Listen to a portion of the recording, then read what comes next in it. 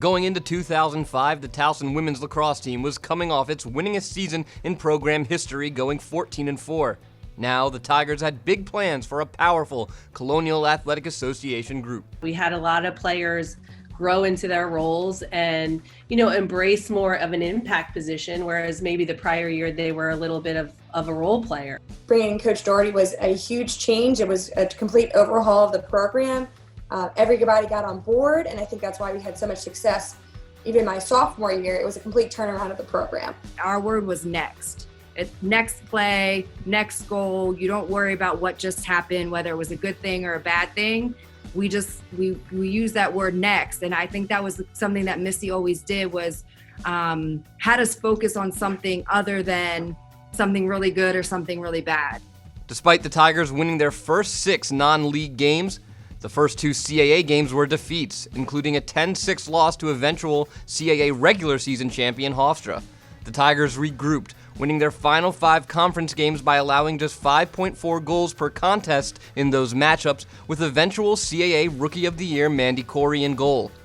Towson lined up for the CAA tournament at Hofstra, defeating George Mason in the semis and getting a rematch with the Pride.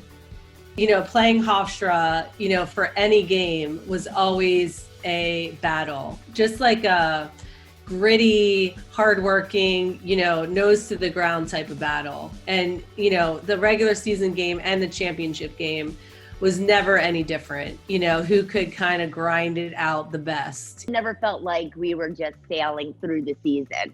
Like every game was like the game. It was a lot of pass and move, and create space and know your strengths of your teammates and do what you can to help them succeed.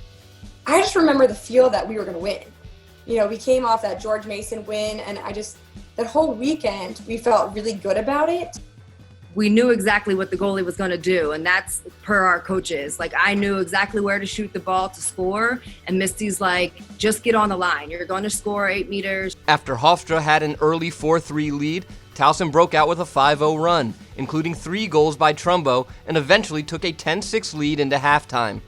The physical battle took its toll as Trumbo tore her meniscus on a diving goal to begin the second half. When Becky went down, I knew that I had to step up. There was no other choice. I mean, my teammates knew that they had to step up. And so, that was just in the back of my mind. Like, it doesn't matter who's on the field with me. We're going to win as a team. Trumbo kept going and served as an attack decoy while Witzel notched 5 second-half goals to keep the Tigers' lead strong. Towson's best offensive performance of the year turned into the program's first ever CAA title in an 18-15 victory over Hofstra. With Missy, we started to learn a lot more about each other too. Like, she really pointed out each other's strengths and how to work with each other to use each other's strengths. The senior class was so ready to win a championship. They had been through a lot with, the old coach and now having a new coach, and they just wanted to leave their legacy behind, and that's really who started it, for sure. To know that you're a part of something that those players will never forget is an invaluable experience. What better thing to be a part of than something that someone else will never forget? Towson drew Georgetown in the NCAA first round and put up one of the top performances for a first-time NCAA tournament team, narrowly falling 15-14.